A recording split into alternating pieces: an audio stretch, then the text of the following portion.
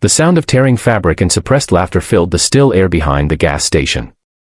The sun was bright, merciless, glaring down on a scene no one should have to see. Officer Mara Collins stood with her back against the wall, her pulse pounding in her throat, her uniform being ripped apart by two men who thought they owned the world because no one had stopped them yet. Her breath came in shallow gasps, her body shook between fear and disbelief. She had faced guns before, stood over bodies before, but never like this, never this helpless, never stripped of dignity under the daylight sky. Her mind raced through training, through the warnings her father once gave her, never let them see fear, Mara. Fear gives power. But fear had already won. Her heart screamed for help, and yet no one came.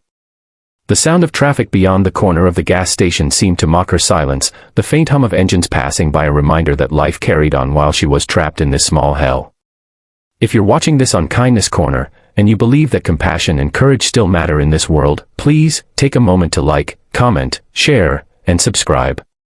Because stories like this one remind us that goodness can arrive from the most unexpected directions. Mara's morning had begun with calm, a call about a suspicious vehicle near the edge of town, a quiet routine stop. The gas station stood along the highway that led nowhere special, the kind of place with clean asphalt, faded red trim, and a few vending machines baking in the sun. She'd pulled in just to check, to look, to be sure. But the vehicle was bait, a trap left by 5 men who had been watching her patrols for weeks. They weren't after her badge. They were after humiliation, revenge for an arrest she'd made months ago that had put one of their friends behind bars. The leader, a man named Vince Harrow, had eyes like broken glass, sharp, hollow, reflecting nothing but bitterness. He was the one who grabbed her first, who sneered at her as if her uniform were a joke. He and his crew, each one worse than the other, had cornered her behind the station, away from cameras, away from the view of passing cars. She could smell the oil, the fuel, the heat rising off the concrete. The sun made everything too visible, too cruelly honest. Vince had once been a mechanic, the kind who fixed bikes for a living. But a year in jail had turned him into something else, a man who blamed everyone but himself. He wanted the world to feel as powerless as he had felt behind those bars. And now, with Mara pinned against the wall, he laughed like a man finally in control again. She remembered her daughter, little Ellie, 5 years old, waiting at her grandmother's house, drawing pictures of Mommy the Hero. The thought nearly made her break. She wasn't supposed to cry.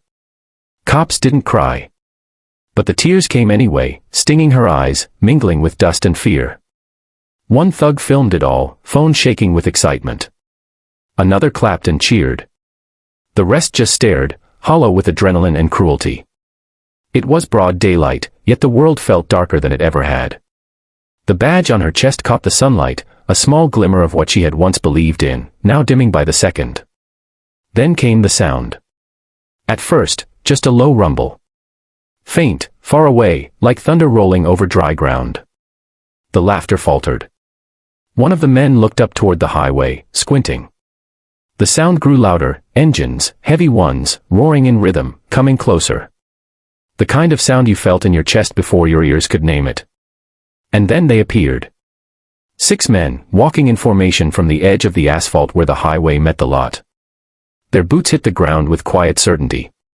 Their vests bore the familiar patches that made people either move aside or whisper, "The Hell's Angels." They weren't riding, they were walking, their motorcycles parked just behind, gleaming like steel guardians under the sun. At their front walked a man who looked carved from gravel and fire, a thick salt and pepper beard, slick back undercut, eyes like ice that had seen too much. His arms, covered in tattoos, moved with slow control, each step measured. Vince laughed nervously, trying to mask fear. "You boys lost," he called out. But his voice cracked halfway through. The angels didn't answer. They didn't need to. The air changed as they came closer, sunlight catching their leather vests, revealing the weight of stories and roads behind every crease. The leader stopped about 15 feet away, his gaze fixed on Mara, then on the men around her. There was no rush, no show of violence, just silence that hurt worse than shouting. Mara felt her breath catch, hope flickering where it had nearly died. The angels were not there by coincidence. The leader, Reed Calloway, had seen something from the highway minutes earlier, a small shape of blue and black pinned against a wall while men jeered.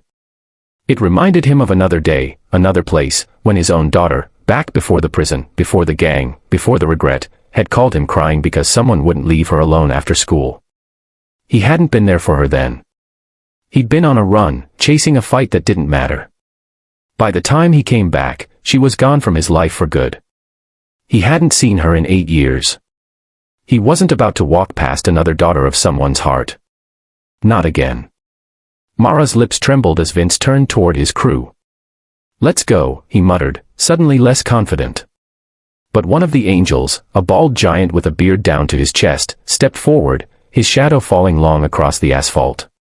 "She's not going anywhere with you," he said, his voice steady, gravelly.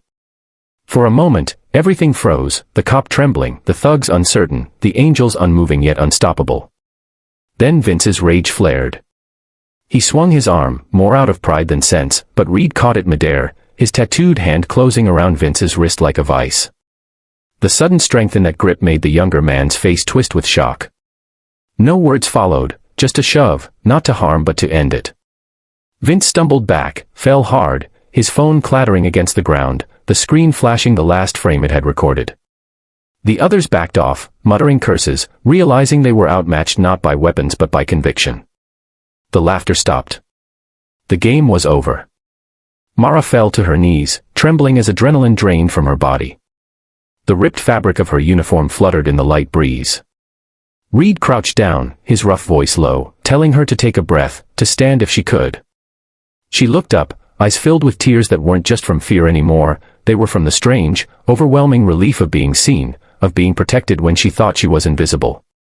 He handed her back the torn fabric that had once been her shield. She took it with shaking hands. Behind them, the rest of the angels stood guard, not posing, not speaking, just forming a quiet wall of protection between her and the world. For the first time that day, the sound of engines in the distance felt safe, not threatening. Reed looked at her badge for a moment, then nodded. He didn't need thanks. He didn't need forgiveness for what his patch once meant. Maybe this was a small redemption, a quiet apology to his daughter, wherever she was. As Mara stood, the sun caught the corner of her badge again. It shone this time, brighter, warmer, real. She met Reed's gaze and managed a nod, one officer to one outlaw, two people who had both lost too much to remain unchanged. The angels turned back toward their motorcycles. Engines ignited, thunder spreading through the air again. The ground vibrated beneath her boots as they rode off, their silhouettes cutting across the blue horizon, fading into the open road.